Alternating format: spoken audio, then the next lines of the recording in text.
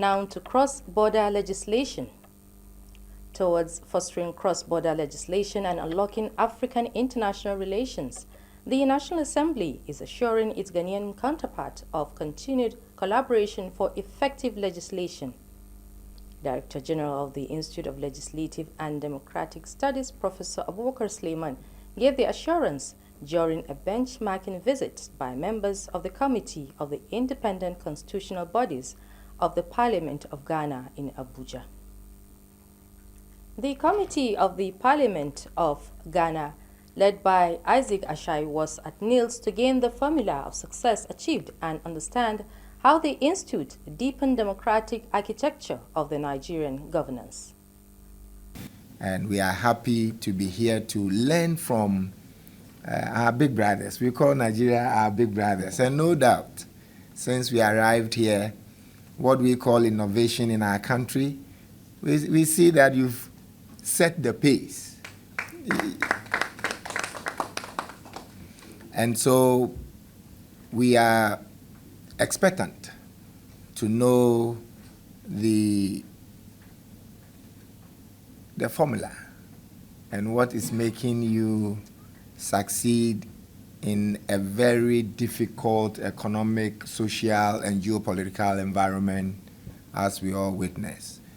And so my team here would want to understand how your work as an institute deepens the democratic architecture of the Nigerian governance.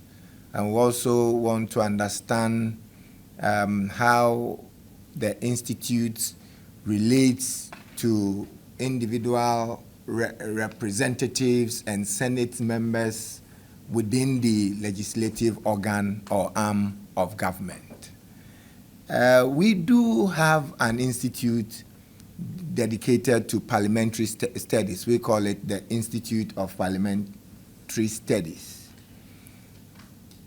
I'm sure the curriculum may not be very different, but I want to leave here picking one or two to go back to Ghana and see how we can also refresh our curriculum and make our institute not just as big structurally as we have seen here. Ours is not that big, but also as impactful as we have seen. Because I look at the volume of work that goes on in your National Assembly, and I look at the arrangements of support services, I think that something good must be happening over here. And we are here to commend you and to have this all-important exchange for our community. To conclude, I want to pat you on the shoulders and assure you that keep doing what you're doing and improving. Since we arrived, we have been warmly received at every point in time. On the eve of Sunday, we were not surprised. The programs took off on Monday, and the support staff that have been with us have done a good job. We've been able to interact with the House of Representatives. We had a wonderful time with the President of the Senate and a couple of the committee chairs. We've had some good exchanges that is truly benchmarking, because sometimes your younger brother could have an idea that can also help you as a senior brother. And so our first 3 days have been very fruitful, and we have no doubt that this section would add to our experiences. On this note, we thank you for your warm reception, and we thank Director General for making time out of his busy schedules to be with us this morning.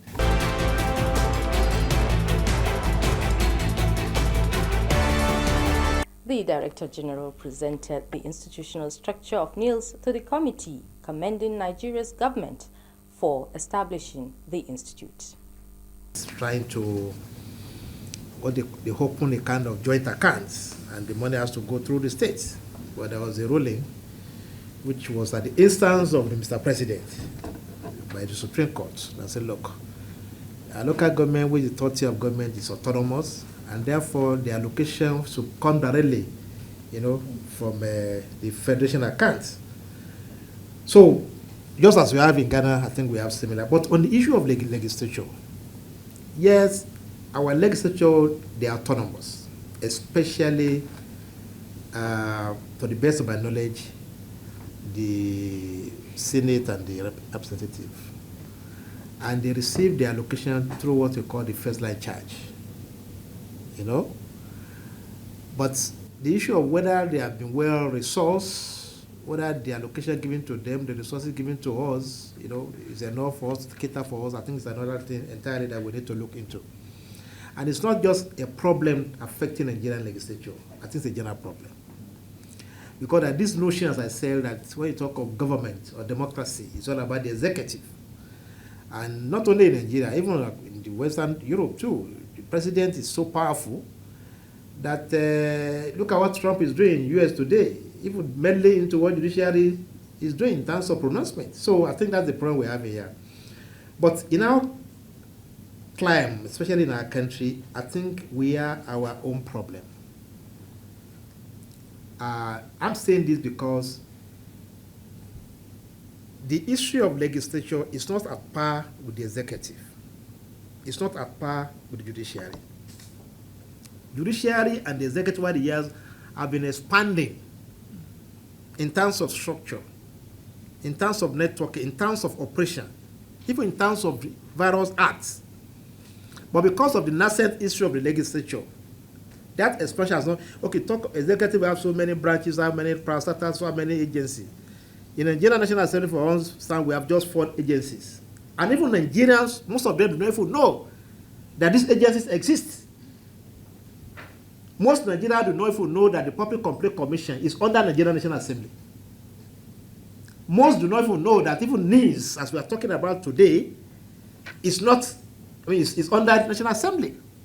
So if at the level of Nigerian people, even scholars in the university not knowing that, oh, Nigerian legislature to the National Assembly is getting bigger by the day, that today they have about 5 or 6 agencies.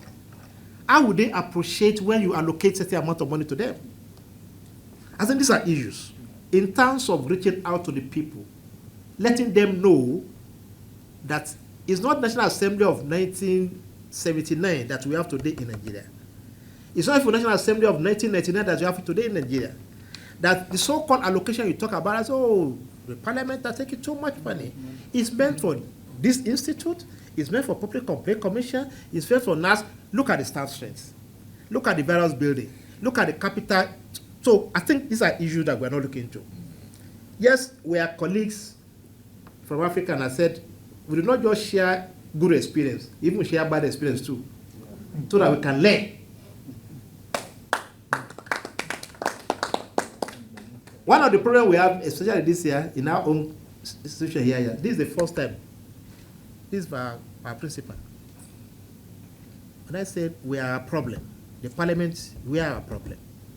For instance, this year, this is the first time in the issue of this institute, for instance, that our agency was not even captured in the budget. In other words, the National Assembly now subsumed the allocation of agency under National Assembly. So you are giving an impression to outsider the National Assembly is getting too much. So if in the budget item you see National Assembly allocation, and you now see 300 something billion, you say, oh, this parliament, they are thieves, they are taking everything.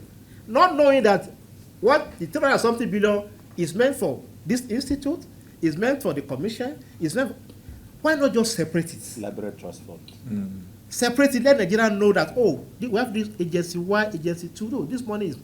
But now subsuming it now, you are harming yourself. You are being unfair to yourself. If there's any opera on account of that, you are the cause of that opera. I think this is an issue we need to look into. So, I want to believe, just as we have in Ghana too, is left for the parliaments in Africa, devise better way of funding that organ of government. Because without that organ of government, I keep on saying, like them, hate them, without the legislature, there is no democracy. And that institutions must be well nurtured. It must be well resourced. It must be well endowed. It must be given all the teeth, not only to back, but to bite.